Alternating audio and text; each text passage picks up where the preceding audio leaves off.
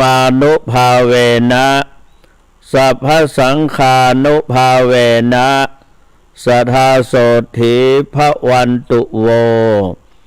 ขอถวายความเคารพพระเถรานุเถระพระภิกษุสงฆ์ทั้งหลายสามเณรทั้งหลายทุกๆรูปเจริญพรญาติโยมพุทธบริษัททั้งหลายทุกท่านวันนี้รายการเสียงธรรมจากดร.เจ้าคุณพระสุวรร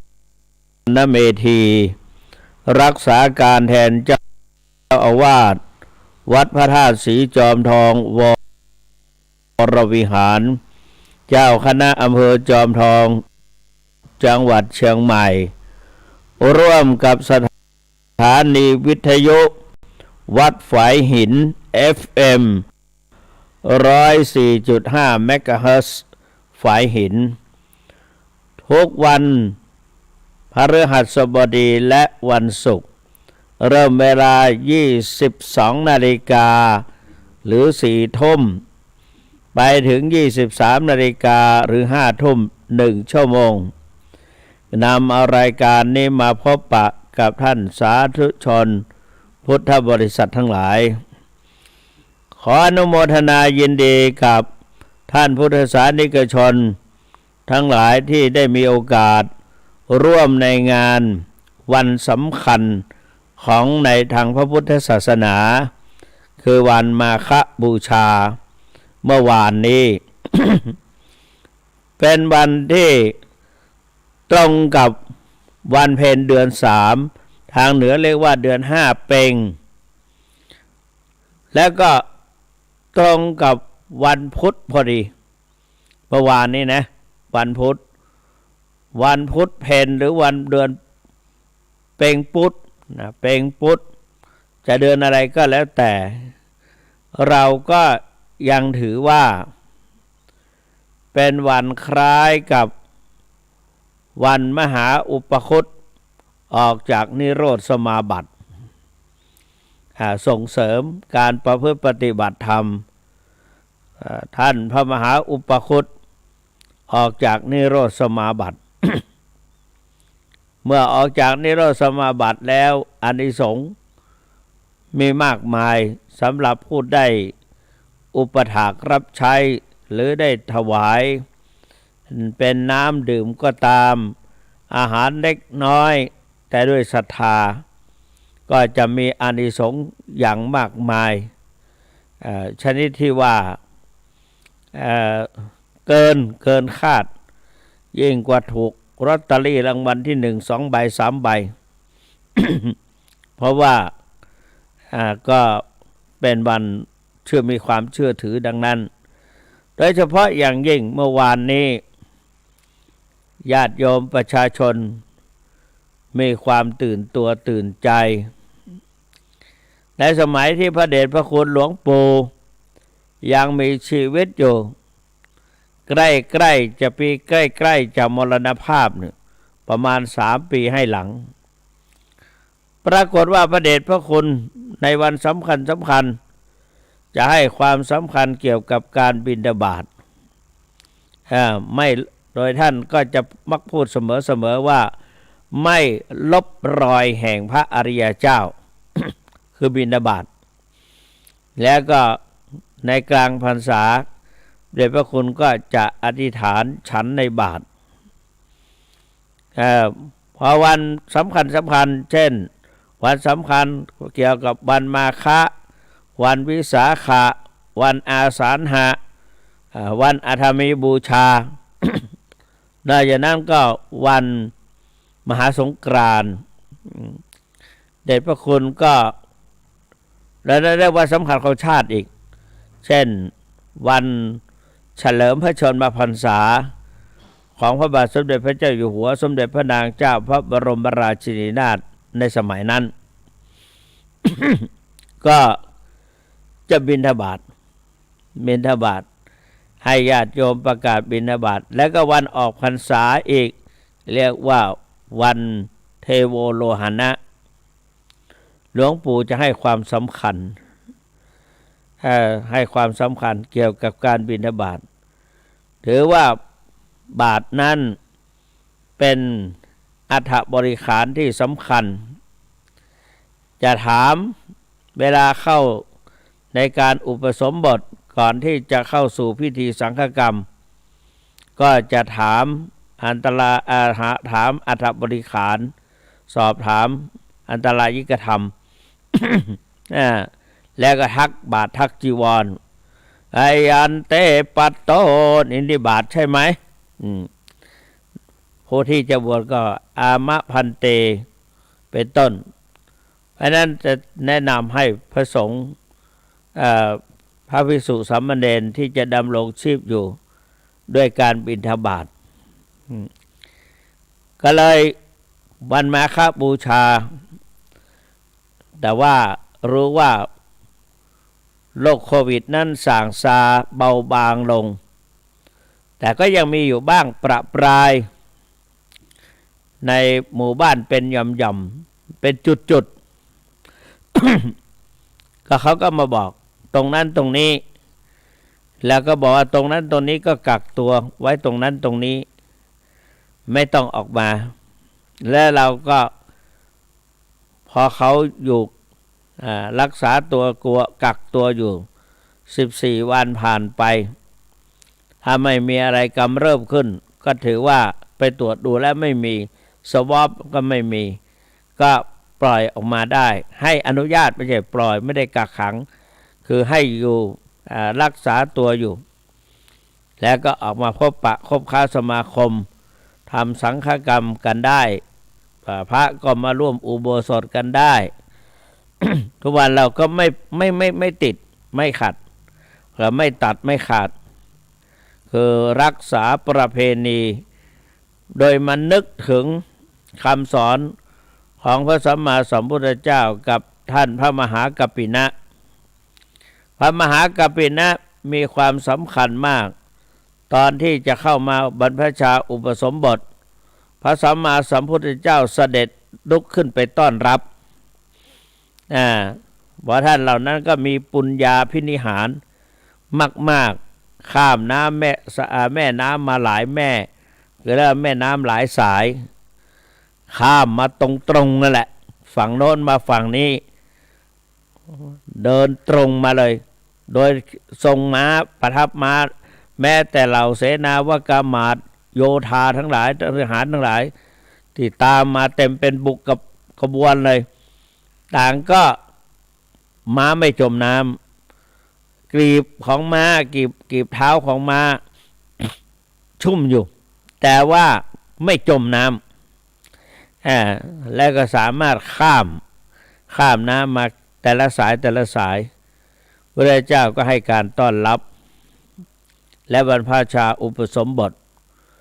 ด้วยท่านมีปุญญาภินิหารอย่างแรงกล้าบรรพชาอุปสมบทไม่เท่าไหร่ไม่นานกี่วันท่านก็ได้สำเร็จเป็นพระอรหันต์หรือเป็นพระอรหันต์ได้อภิญญาด้วยได้อภิญญาด้วย อภิญญาก็มีอยู่6อย่าง1อิทธิวิธีแสดงฤทธิ์ได้พระมหากัปปินะนี่แสดงฤทธิ์ได้โดยที่สามารถขี่ม้าข้ามน้ำเท้าม้าไม่เปียกไม่เปียกหรือก็ชุ่มหน่อยๆอย่างเงี้ยพอให้รู้ว่าอยู่กรีบเท้าหลังเท้าเปียกๆหน่อยแต่ว่าในบริวารไม่เปียก ก็มาข้ามมาแสดงว่ามีฤทธิ์แล้วล่ะอิทธิวิธีแสดงฤทธิ์ได้ดำดินบินบนเหาะเหินเดินอากาศตัดน้ำสายน้ำขาดน้ำกระด้างไปหลายๆอย่าง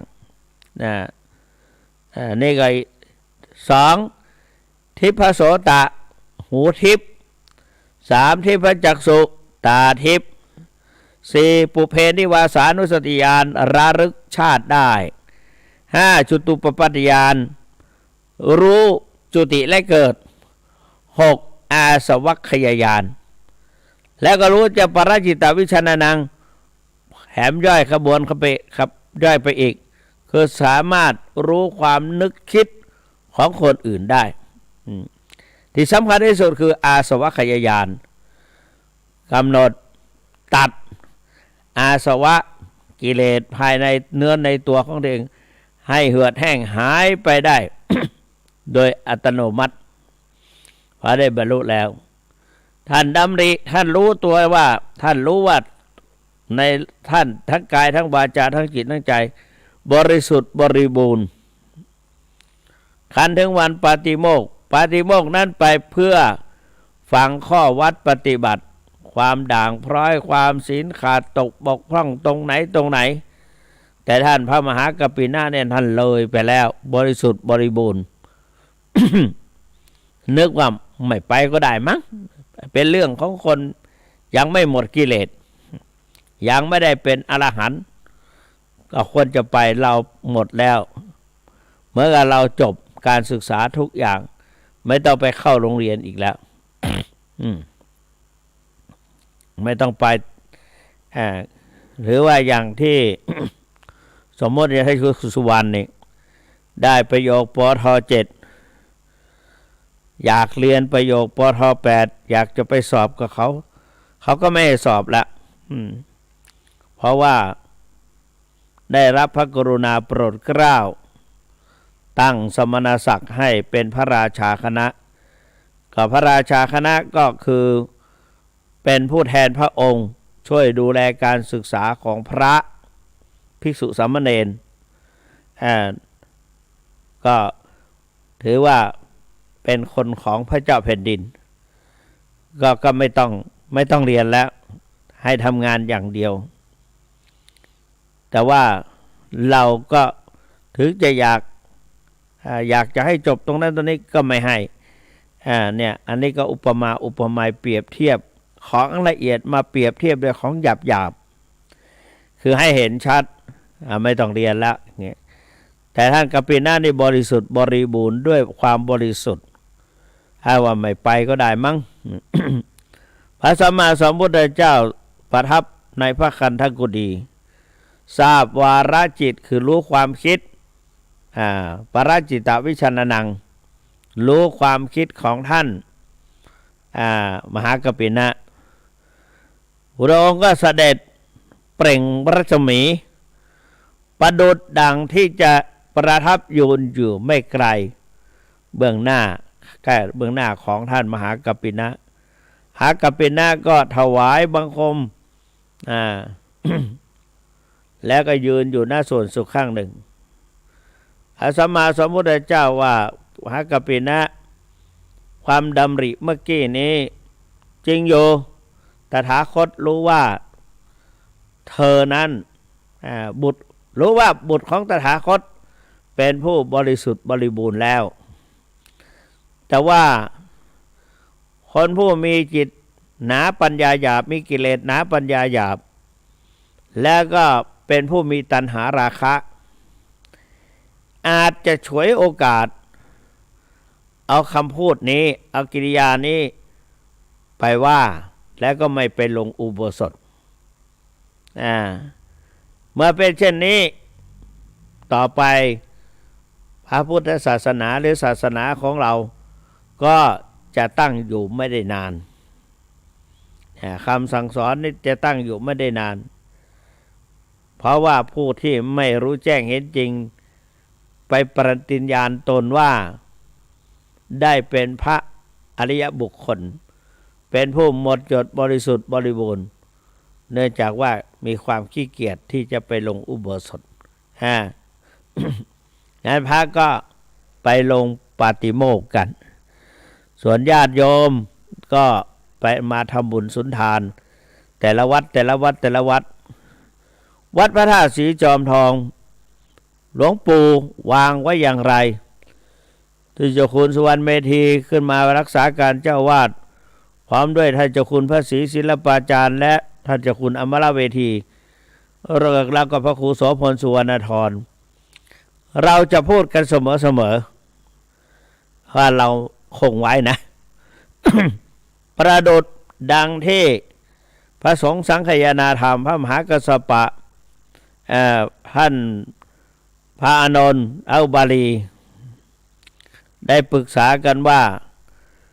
ข้อที่พระพุทธเจ้าตรัสว่าดูกะละภิกษุทั้งหลายวินัยวินัยที่อันน้อยวินัยข้อน้อยหรือวินัยอันน้อยถ้าว่าจะรักษาไว้ก็จงรักษาไว้ถ้าจะไม่รักษาไว้จะเอาออกเสียก็ได้พระเจ้าว่าน้อยท่านอาจารย์หลวงพ่อมหากัสสปะพระอานนท์พระอุบาลีไม่รู้ว่าข้ออันไหนเป็นน้อยเพราะว่าอย่างปาราชิกมี4 ข้อถ้าว่าภิกษุต้องอาบัติปาราชิกแล้วทำอะไรไม่ขึ้นอยู่ในสังคมของพระก็ไม่สะดวกรู้สึกละอายอาจจะถือเอาข้อนี้ก็ได้ไม่ต้องเอาละไม่ต้องเอาไว้ละเงี้ยสมมุติถ้าท่านมหากัสสปะกับพระอานนท์วาลีก็เอาไว้ให้หมดพุทธสิ่งใดเป็นธรรมเป็นวินัยที่พระสัมมาสัมพุทธเจ้าตรัสไว้บรรจุไว้ในพระไตรปิฎกหมดเลยเหมือนกันในวัดพระราชสีจอมทองเราก็ข้อวัดปฏิบัติอะไรที่หลวงปู่ได้กระทำบำเพ็ญมาในระยะ30 กว่าปีนี่ที่เกือบ30 ปีนี่ที่พระเดชพระคุณหลวงปู่ได้รับพระบัญชาจากเจ้าพระคุณสมเด็จพระสังฆราชสกลมหาสังฆปรินายกให้มีพระบัญชาแต่งตั้งให้หลวงปู่ทองหรือตอนนั้นเป็นเจ้าคุณพระสุพรหมยานเถระทองสิริมังคโลให้ดำรงตำแหน่งเจ้าอาวาสวัดพระธาตุสีจอมทองวรวิหารปู่ก็นำเอาข้อวัดปฏิบัติมามากมายหลายอย่างแล้วท่านหลายก็ไม่ตัดออก เอาไว้หมดแม้แต่การบิณฑบาตตอนแรกหลายคนก็บอกว่าเป็นโควิดขอห้ามชุมนุมกันห้ามใกล้กันอย่างนั้นอย่างนี้เราก็บอกว่าเราถึงห่างๆก็แล้วกันสิ่งใดที่หลวงปู่วางไว้ก็ไม่อยากจะแต่ต้องไม่อยากจะเอาออกถ้ามันเกินไปเราก็งดไปชั่วคราวงดไปชั่วคราวเป็นบางครั้งเป็นบางคราวถ้าไหนหนักๆไม่น้อยก็งดโดยบอกญาติโยมว่าไม่ต้องมาอย่างนี้เป็นต้น นั่นนะดังนั้นวัดพระธาตุสีจอมทองจึงมีการเทศนาวันโกน2 ทุ่ม 20 นาฬิกาก็พาพระภิกษุสามเณรไปสมาทานศีลแม่ชีก็สมาทานศีล 8จากนั้นก็นิมนต์เบียดกันแสดงพระธรรมเทศนา1 กันวันนั้นต้อง4 ทุ่มนะกว่าจะสำเร็จ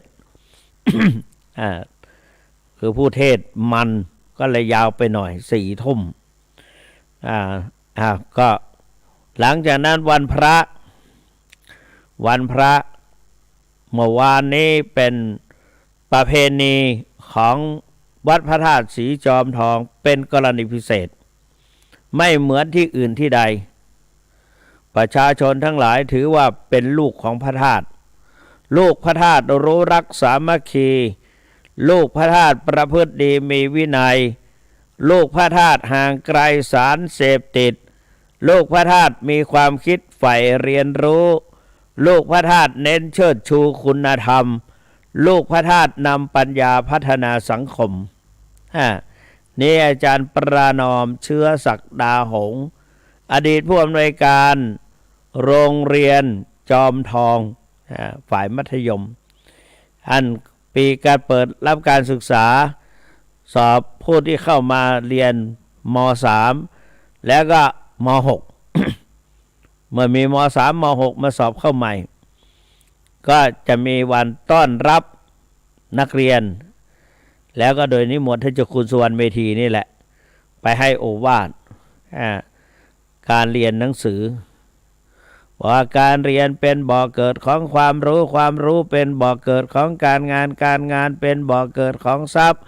ย์เป็นบ่อเกิดของความสุขเพราะฉะนั้นต้องเรียนให้รู้ดูให้ทำให้จริงทุกสิ่งจะสำเร็จเขาว่ากันไปให้เพียงให้ ก็ไปแต่แล้วก็อาจารย์ประนอมเชื้อศักดาหงส์ก็พานักเรียนปฏิญญาณตนต่อพระธาตุพระบรมธาตุโดยทำเป็นแบบบัตรประชาชนหรือสมาร์ทการ์ดหรือบัตร ATM นี่เป็น ATM แห่งมีคำกล่าวบูชาพระธาตุ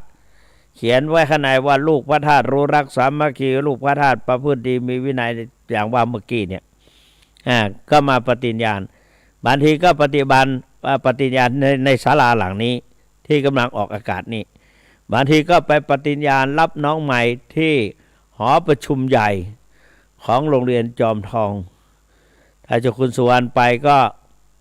ต้องปฏิญญาณอันนี้ให้ฟัง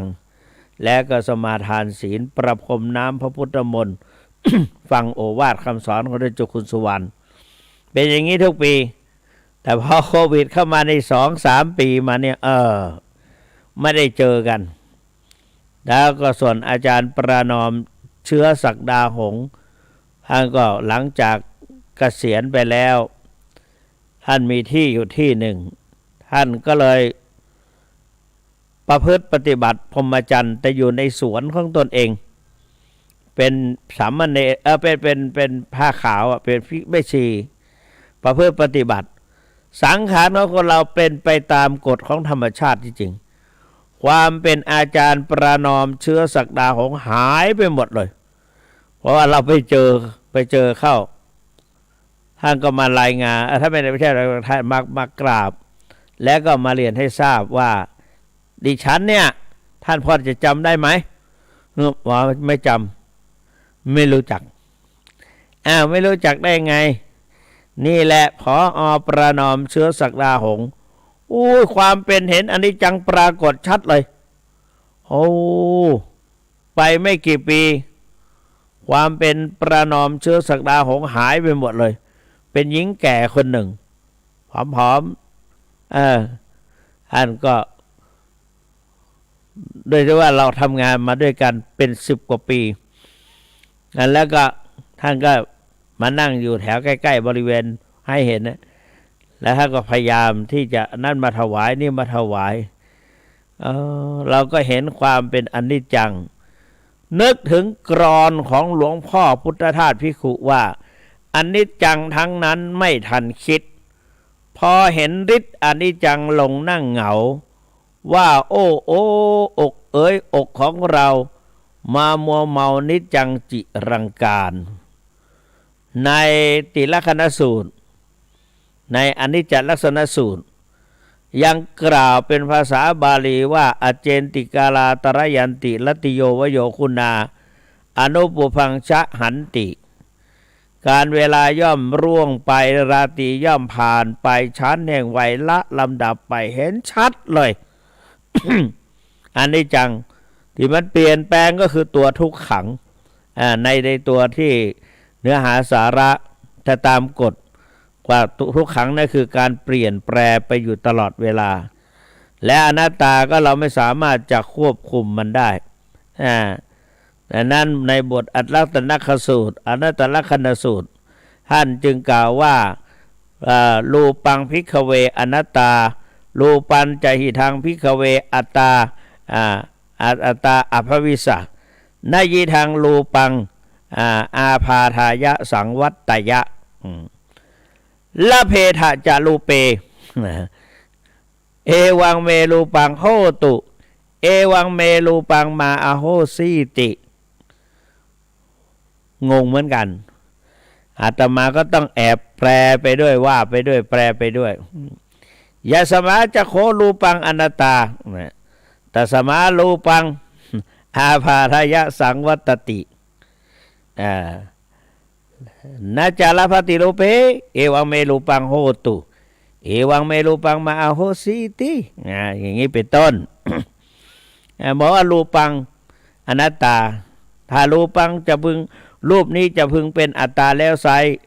เราก็จะไม่แก่ไม่เก็บไม่เกี่ยวไม่เจ็บไม่ตายไม่ป่วยเราขอให้ร่างกายของเราจงเป็นอย่างเงี้ยจงหนุ่มๆอย่างนี้จงมีผิวพรรณเฉวีวันมณะผุดผ่องอย่างนี้ และก็จงมีกำลังวังชาเหินเดินอย่างสะดวกคล่องแคล่วว่องไวอย่างนี้แล้วก็จงกินได้นอนหลับสบายอย่างนี้แต่ที่ไม่เป็นเช่นนี้เพราะมันเป็นอนัตตาไม่สามารถจะควบคุมมันได้พระเจ้าตรัสไว้อย่างนี้ในอนัตตานะก็เนี่ยก็เลยเทศสอนในวันพระก็มีการเทศสอนเปลี่ยนกันจนพระภิกษุสามเณรที่เป็นมหาปรริญญาและไม่ใช่มหาปรริญญาขึ้นเทศกันได้แทบทุกองค์น่าชื่นใจวันเมื่อวานนี้ในภาคเช้าท่านเจ้าคุณสุวรรณเมธีเทศเรื่องวันมาฆบูชาวันมาฆบูชาว่าหัวใจของวันมาฆพระโอวาทปฏิโมกข์พระพุทธเจ้าตรัสถึงเรื่องอุดมการณ์3หลักการ4วิธีการ6ก็ว่าไปด้วยก็งงไปด้วยก็มีเหมือนกันสะดุดตนเองแล้วก็กลางคืนก็ถ้าเจ้าคุณก็สงสัยเจ้าคุณอมราเวทีสงสัยเกี่ยวกับการบูชาเหมือนกันการบูชาถ้าเจ้าคุณเน้นในเรื่องธรรมะในภาคปฏิบัติแต่ว่าการบูชาอามิสบูชาปฏิบัติบูชาไม่ได้พูดถึงการบูชาด้วยการเวียนเทียนอะไรต่างๆไม่ได้พูดถึงเพราะว่าเวลามีน้อยนอกจากนั้นก็10 โมงก็อัญเชิญพระทักษิณโมลีธาตุออกไปที่พระวิหารหลวงที่พระอุโบสถวัดพระธาตุจอมทองนี่วิหารเรียกว่าพระวิหารอุโบสถเรียกพระอุโบสถส่วนศาลาก็ศาลาเหมือนกันทั่วไปแหละ2อย่างนี้แล้วก็เจดีย์ก็เรียกว่าพระเจดีย์ พระเจดีย์ที่เรียกอย่างนี้ก็เพราะว่าได้รับยกให้เป็นพระอารามหลวงชั้นตรีชนิดวรวิหารไม่จำเป็นจะต้องบอกว่าพระอารามหลวงต่อท้ายแต่ปัจจุบันนี้มันมีวัดสามัญเหมือนกันสามัญชนิดสามัญนั้นจะไม่มีวรวิหารและก็วรมหาวิหารไม่มีแต่ว่าของวัดพระราชสีจอมทองกับพระธาตุดอยสุเทพราชวรวิหารนี่ราชดอยสุเทพนี่ชั้นโทชนิดราชวรวิหารเข้าใจว่าวัดเจดีย์หลวงก็คงเท่ากับวัดพระราชสีจอมทองอารามหลวงนอกจากนั้นวัดสวนดอกวัดพระธาตุดอยสะเก็ดวัดพระพุทธบาทตากผ้าเป็นพระอารามหลวงชนิดสามัญไม่มีชั้นเพราะนั้นก็จึงต่อท้ายด้วยพระอารามหลวงต่อท้ายวัดพระพุทธบาทตากผ้าพระอารามหลวงวัดวัดพระธาตุดอยสะเก็ดพระอารามหลวงวัดสวนดอกพระอารามหลวงแต่ว่าวัดพระธาตุสีจอมทองว่าวัดพระธาตุสีจอมทองวรวิหารไม่มีพระอารามหลวงเพราะว่าเป็นรู้ดูแล้วว่าเป็นชั้นตรีชนิดวรวิหารหลวงปู่ ได้นำเราท่านทั้งหลายได้อัญเชิญพระทักษิณโมลีธาตุตามประเพณีพระธาตุทักษิณโมลีธาตุจำพรรษา8 เดือนออกพรรษาเพียง4 เดือนเมื่อออกพรรษาก็เดือน5 เพ็ญก็เมื่อวานนี้ประชาชนล้นหลามมากันเยอะมีการส่งน้ำก่อนที่จะส่งน้ำก็มีอัญเชิญอาราธนาแล้วก็มีทหารใส่ชุดแดงแบบทหารวันแรกนาขวัญของบ้านเมืองใส่ชุดแดงงั้นแหละแล้วก็ถือเครื่องประดับเรียกว่าโตมอนช่อฉัดอะไรต่างๆธงทิวต่างๆจ้อตุงอะไรต่างๆเดินนำหน้าพระทักษิณโมลีธาตุแล้วก็ผู้อัญเชิญก็มีพาน1เดินนำหน้าพระได้เมื่อวานนี้ก็ยังแปลกใจเราก็ไม่อยากจะให้เดินนำอยากจะให้ผู้ถือพานเดินใกล้ๆกับพระทักษิณโมลีธาตุแล้วก็พระเราโดยเฉพาะพระเราก็เดินแถวหน้า แต่มานึกอีกทีหนึ่งก็เป็นประเพณีของเขาก็เลยนึกว่าผู้นั้นเป็นหุ่นเฉยๆอัญเชิญดอกไม้ธูปเทียนอันได้แก่สัญลักษณ์แทนพระพุทธเจ้าหรือแทนพระรัตนตรัยธูป3 ดอกแทนพระคุณของพระพุทธเจ้าพระปัญญาคุณพระวิสุทธิคุณพระมหากรุณาคุณและก็เทียน2 เล่มแทนพระธรรมกับพระวินัยดอกไม้แทนพระสงฆ์มาจากตระกูลต่างๆตั้งแต่มหากษัตริย์จนถึงยาจกบรรพชคนขอเข้ามาบวชประพฤติข้อวัดปฏิบัติเดียวกันเปรียบเหมือนพวงมาลาดอกไม้พวงมาลัยหลากหลายหลากชนิดเอามาร้อยเป็นอันเดียวกันถือข้อวัดปฏิบัติอันเดียวกันเพราะฉะนั้นกรวยดอกไม้กรวยหนึ่งจะมีดอกไม้แต่บ้านเราหาง่ายแต่ถ้าไปทางพม่าอินเดียนั้นรู้สึกว่าก็จะหายากหน่อยนะเขาก็หาดอกไม้ป่าดอกไม้อะไรต่างๆมาก็บูชาไม่ได้เท่าเราของเรานี่เต็มที่เลยนะใส่กรวยจนแน่นเลยแต่ความจริงน่าจะให้ถูกแล้วก็ถ้าเป็นดอกบัวก็4 ดอก8 ดอก4 ดอกได้แก่พระอริยบุคคล4พระโสดาบันพระสกทาคามีพระอนาคามีพระอรหันต์8 ดอกก็นับเรียงตัวบุรุษโสดาปฏิมรรคโสดาปฏิผลสกทาคามีมรรคสทาคามีผลอนาคามีมรรคอนาคามีผลและอรหัตตมรรคพระอรหัตตผล เนี่ยเป็นพระแทนใช้ดอกไม้สวยงามส่วนพระพุทธนั้นใช้ธูป3 ดอกพระธรรมนั้นใช้เทียน2 เล่มเล่ม 1เป็นพระธรรมเล่ม 1เป็นพระวินัยถือกันอย่างเงี้ยนะเดินนำไปก็ให้ความเคารพอาตมาภาพเป็นนักเทศนักสวดเวลาไปโยมถวายปัจจัยด้วยปัจจัยนั้นเราก็ถือว่าธรรมดาแต่กรวยดอกไม้นั่นส่วนมากบางทีก็เขาจะเอาใส่ไว้ในสังฆทานแต่เรามองอีกอย่างหนึ่งคือเป็นสิ่งแทนพระรัตนตรัยอย่างบอกแล้วว่าธูปแทนพระพุทธเจ้าเทียนแทนพระธรรมดอกไม้แทนพระสงฆ์เป็นตัวแทนพระสงฆ์เลยก็ยกขึ้นมาจบแล้วก็ใส่ย่ามมา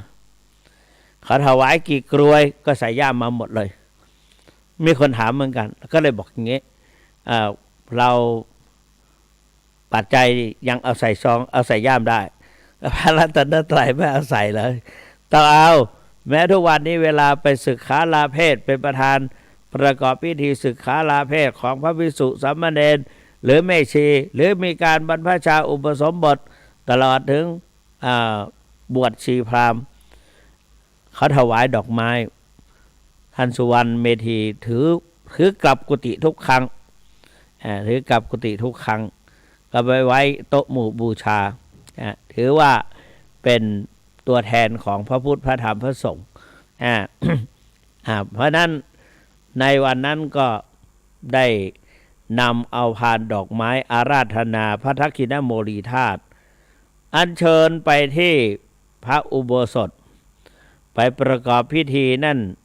และเสร็จแล้วก็อัญเชิญกลับมาเข้าไปในพระวิหารหลวงใหม่แล้วก็อัญเชิญออกจากพระอบแล้วก็ต่างแล้วก็เอามาส่งน้ำจึง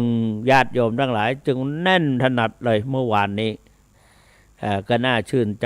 จหนึ่งก็เสียวแต่พวกเราเคารพตามกฎกติกาว่าเข้ามาตรงนี้แล้วออกตรงโน้นโดยไม่หวนกลับมาที่การระลึกการลืมคือการสูญเสียความสามารถในการถ่ายทอดสาเหตุที่มันลืมเพราะหนึ่งไม่ได้ว่าไม่ได้เอาใจใส่ปล่อยปะละเลยไม่นานนั้นก็ลืมเลย เนี่ยเพราะฉะนั้นต้องว่าบ่อยๆความชำนาญเกิดจากการเริ่มต้นและทำบ่อยๆท่านสาธุชนทั้งหลายเนี่ยหนึ่งการไม่ทำบาปพระญาติโยมก็พยายามรักษาศีล ศีลห้าเป็นยารักษาชีวิตให้ผ่องพิษเพิดแผ้วแก้ววิเศษรักษากายวาจาฆ่ากิเลสจากเป็นเหตุได้กำเนิดเกิดเป็นคนการที่จะรักษาศีลห้านั้นไม่ยากพอเราเห็นสัตว์ทั้งหลายเราก็ตั้งใจเมตตากรุณาเมตตาคือความรักกรุณาคือความสงสารมัน ไม่ว่าจะเป็นสัตว์เล็กสัตว์น้อยให้ความสงสารให้เมตตาเอ็นดูสองสัมมาอาชีพก็คือหลักการดำรงชีพโดยสุจริตในทางที่ชอบก็คือไม่ลักเล็กขโมยน้อยไม่เบียดบังไม่ช่อฉนไม่ยักยอกไม่สับเปลี่ยนอย่างนี้เขาก็สบายไม่หายไม่ตกไม่หล่นประการที่สามสัทธารสันโดษคือยินดีในคู่ครองของตนเองไม่ใช่คู่ครองของตนเองไม่ไปยุ่งเกี่ยวให้เกียรติซึ่งกันและกันทั้งฝ่ายสตรีและบุรุษรักกันช่วยเหลือกันไม่มีความคิดนอกลู่นอกทางในเมื่อเราก็ยังมีคู่ครองอยู่นะอันนี้แล้วก็เรียกว่าสัทธารสันโดษข้อที่สี่สัมมาวาจาสัมมาก็มีวาจาชอบคือพูดคำพูดนั่นนะเมื่อเราจะพูดก่อนที่เราจะพูดเราเป็นนายของมันพอพูดไปแล้วมันกลับเป็นนายของเราสร้างความเดือดร้อนวุ่นวายต้องรับผิดชอบต่อคำพูดตนเองปัจจุบันนี้เดือดร้อนขออภัยเถอะนะการพูดอะไรตอนแรกเราก็หยอกเย้ากันหยอกเย้าหยอกไปหยอกมาในสังคมก็เอาคำพูดของเราเช่นขอโทษนะที่เอ่ยชื่อทิศสมปองนะกับทิศไพวันตอนเป็นพระผ้าเหลืองคุ้มครองอยู่แต่ปัจจุบันนี้เป็นพระก็เหมือนกันต้องสำรวมวาจาทำก่อนจะพูดเขาบอกว่าจงนึกก่อนจะพูดจงนึกจึงคิดก่อนจะพูดนึกได้ก่อนแล้วจึงพูดจึงคิดคิดจึงพูดออกมาเพราะว่าความพูดอันนั่นแหละเมื่อเราพูดออกไปแล้วและความเดือดร้อนจะตามมาความเดือดร้อนจะตามมาจากการพูดของเรา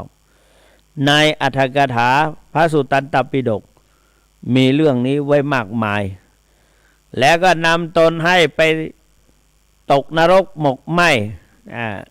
ไปเป็นเปรตพูดอะไรอ้าปากนิดหนึ่งหนอนหล่นออกจากปากเป็นตัวหลายตัวหลายสิบตัวหล่นออกมาเพราะว่าเคยให้ร้ายป้ายสีคนดีคนมีศีลมีธรรมแล้วก็พระอริยเจ้านั้นก็เลยนี่แหละหรือสุรายาเมาต่างๆนะก็นี่แหละก็ศีลข้อวัดปฏิบัติศีลนอกจากนั้นกุศลสูปสัมปทาก็รับสมาทานศีลก็สวดมนต์ภาวนาให้ทานรักษาศีลอย่างนี้เป็นต้นก็เนี่ยก็สัจจิตาปริโยทัปปนังก็มันอบรมจิตใจนั้นได้แก่การพิจารณาจะใช้บทใดก็ได้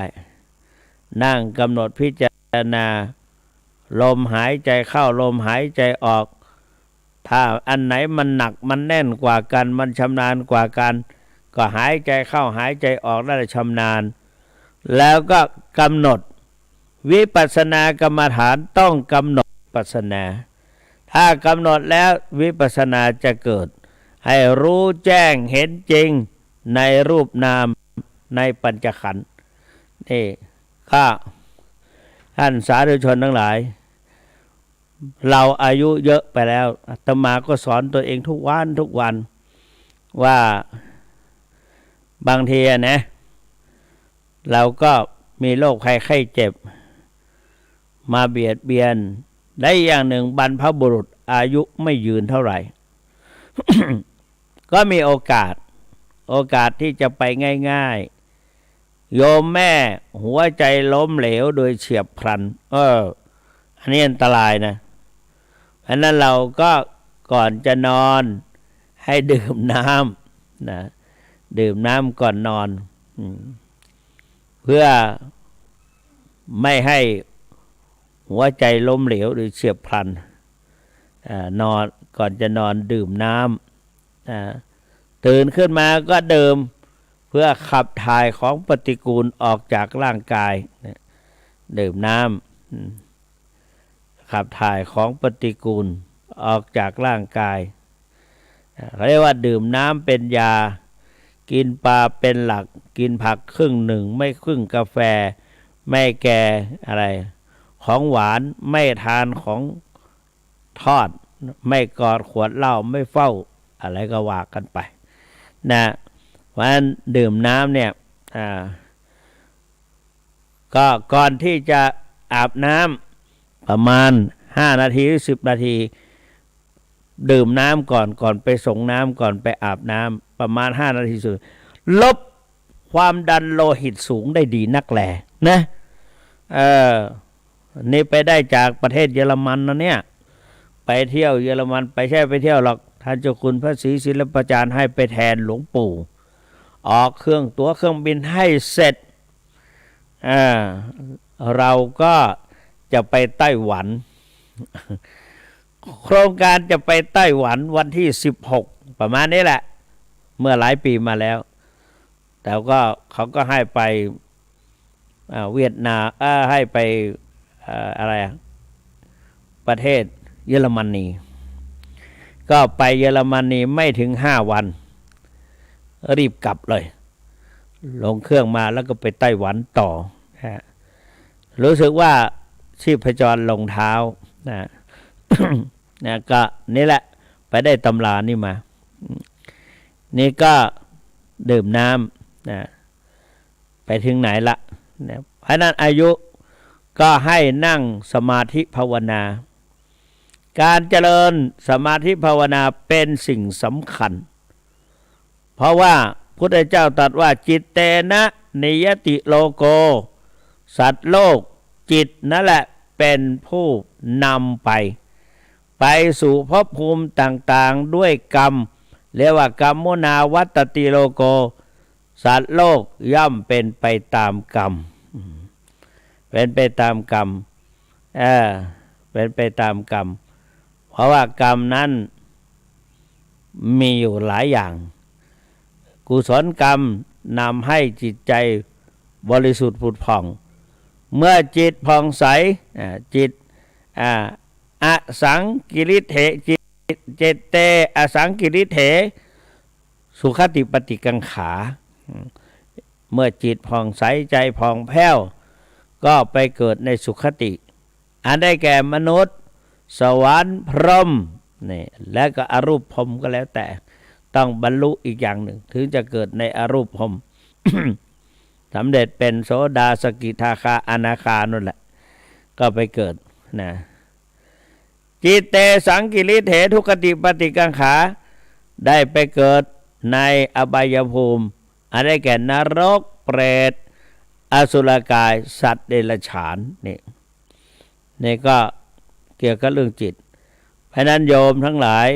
หลวงปู่ทองแนะนำว่าการเจริญสมาธิเป็นความจำเป็นสำหรับมวลมนุษย์เราเป็นอย่างยิ่งเพราะว่าถ้าเราเจริญจิตภาวนาเนี่ยจิตเราก็จะหมดสายใจเราก็จะคล้อยไปในการประพฤติปฏิบัติธรรมจิตใจอ่อนโยนแล้วก็คล้อยมาทางเป็นถ้าเป็นพระนะท่านพูดก็เป็นความเป็นพระก็คล้อยเข้ามาสู่ในร่มผ้ากาสาวพัสยึดข้อปฏิบัติโดยปราศจากราคะโทสะโมหะอันได้แก่เรากำหนดปัจจุบันกำหนดในปัจจุบันคณิกสมาธิเกิดขึ้นอันนี้ชงนะคณิกสมาธิกำหนดในปัจจุบันก็คือเดินกำหนดเท้านั่งกำหนดท้องจ้องดูอาการเคลื่อนไหวใจกำหนดทุกอย่างข้อสำคัญกำหนดเมื่อท้องพองในขณะเดินกำหนดเท้า ยกขึ้นขวาย่างหนอซ้ายย่างหนอขวาย่างหนอก็จิตก็จะเกิดคณิกสมาธิการเดินจงกรมนะมีอานิสงส์หลวงปู่พูดว่าหนึ่ง นะทนต่อการทำความเพียรทนต่อการเดินทางไกลเราก็คิดนึกแย้งเถียงท่านเราทุกวันนี้ก็ไม่ได้เดินที่ไหนสักหน่อยไปไหนก็นั่งรถเก๋งไปนั่งรถยนต์ไปแม้แต่ภายในวัดนี่ปัจจุบันออกจากห้องเขาก็เอารถกอล์ฟมารับแล้ววิ่งปรี๊ดนั่งเฉยรถกอล์ฟก็วิ่งไปเสร็จเรียบร้อยเขาก็รถกอล์ฟมาส่งไอ้ช่างสบายจริงๆแต่หารู้ไหมว่าเดินจะไม่คล่องเสียแล้วเดินไปได้หน่อยหนึ่งก็หอบก็เลยบอกว่าไม่อย่ามารับฉันนะเดี๋ยวทำให้ฉันเป็นเปี้ยเป็นง่อยขึ้นมาในระยะ2 ปีที่1 ปี2 ปีในงานบำเพ็ญกุศลศพหลวงปู่ทำให้เส้นเอ็นของฉัน เคร่งยึดติดกันเพราะนั้นไม่ต้องมารับฉันแต่ว่าพอประกาศไปปุ๊บไปแต่อาราคันตั้งแต่มีกฎหมายคุ้มครองสุนัขเนี่ยเขามาเลี้ยงไม่ไหวเขาเอามาปล่อยที่วัดบางตัวก็มีนิสัยขี้กัดมาจากบ้านขนาดมาอยู่กับพระแท้ๆยังจะเล่นงานเราแต่ก็นั่นแหละมันมีโทสะจริตว่างั้นในบาลีบอกว่ามันมีโทสะอยู่ดีๆมันก็โกรธขึ้นมาโกรธก็อยากกัดโน่นกัดนี่นั่นแหละมันก็เป็นสัตว์เดรัจฉานสัตว์เดรัจฉานนั่นก็เพราะว่ามีโมหะพอโมหะคุ้มห่อไม่สามารถจะรักษาศีลและเจริญสมาธิภาวนาได้มีโมหะหุ้มห่อในจิตใจก็เลยกลายเป็นไปเกิดในเป็นสัตว์เดรัจฉานถ้าโลภะไปเป็นเปรตอสุรกายถ้าโกรธจัดเข้าไปเกิดในนรกนะเกิดในนรกเนี่ยเพราะนั้นศีล 5เนี่ยมาเกิดเป็นคนให้ทานก็เกิดในตระกูลมีกินมีใช้เจริญสมาธิภาวนาเกิดมาแล้ว1เกิดเป็นคน2มีกินมีใช้3สติปัญญาเฉลียวฉลาดศึกษาอะไรก็ง่ายเข้าใจแต่ในปัจจุบันนี้สาธุชนทั้งหลายถ้าเจ้าคุณท่องสวดมนต์มาท่องเอาตอนแก่ตอนต้นก็มุ่งมั่นเรียนแต่บาลีจะเอาชั้นเพื่อที่จะได้เลื่อนชั้นจากประโยค2เป็นประโยค3ประโยค4ประโยค5ประโยค6และได้ประโยค7ก็เลยพอจบแล้วก็ลองมานั่งสวดมนต์ไม่แก่ดัดยากแต่ก็เจริญจิตภาวนาพอนั่งจิตภาวนากำหนดปัจจุบันคณิกสมาธิเกิดขึ้นอินทรีย์พละรวมตัวกันได้ดีด้วยกำลังแห่งสมาธิโลภะโทสะโมหะเหือดแห้งหายไปได้โดยอัตโนมัติเนี่ยเพราะนั้นเราก็กำหนดอยู่ในปัจจุบันปรากฏว่าท่องอะไรก็ได้จำคล่องปากไวจำได้ดีและก็อย่างที่ญาติโยมได้เห็นอาตมาชอบพูดไม่มีโพยเมื่อกี้จดมาเหมือนกันลืมแล้วไม่เอาแล้วมันจะติดนิสัยไม่เอามาแล้วไม่จดละนึกอะไรได้ก็ว่าไปมันไม่ติดไม่ตะกุกตะกักว่าไปได้เรื่อยๆลื่นไหลลื่นไปอยู่เรื่อยๆไม่ติดขัดอันนี้เป็นสิ่งที่นึกได้และเป็นปฏิภาณจริงๆนะเป็นปฏิภาณจริงเพราะฉะนั้นในกำหนดลมหายใจเข้าออกก็เหมือนกันหรือเจริญจิตภาวนากำหนดความเกิดดับของรูปนามหายใจเข้าก็กำหนดว่าหายใจเข้าหนอหายใจออกก็กำหนดว่าหายใจออกหนอท้องพองขึ้นก็กำหนดว่าพองหนอท้องยุบลงก็กำหนดว่ายุบหนอเวลาปวดโน่นปวดนี่เราก็กำหนดว่าปวดหนอปวดหนอปวดหนอเหลือนาทีเดียว จะจบอยู่แล้วไม่วันนี้ไม่เปิดสายแล้วเนาะอย่าโกรธนะวันนี้หลับตาพูดไม่ได้ดูนาฬิกาเอาปัจจุบันพูดในนึกได้ก็ในปัจจุบันพูดไปเรื่อยๆจนเหลือเวลาอีกไม่กี่วินาทีก็จะครบ1 ชั่วโมงขออำนาจคุณพระศรีรัตนตรัยและกุศลผลบุญทั้งหมดทั้งมวลจงรวมกันเป็นตบะเดชะอภิบาลคุ้มครองป้องกันปกโฮมรักษาพุทธศาสนิกชนทุกท่านให้แคล้วคลาดจากพยันตรายภัยพิบัติปรารถนาสิ่งใดให้สำเร็จเพศผลทุกประการเหมือนกันทุกท่านเทินขอเจริญพร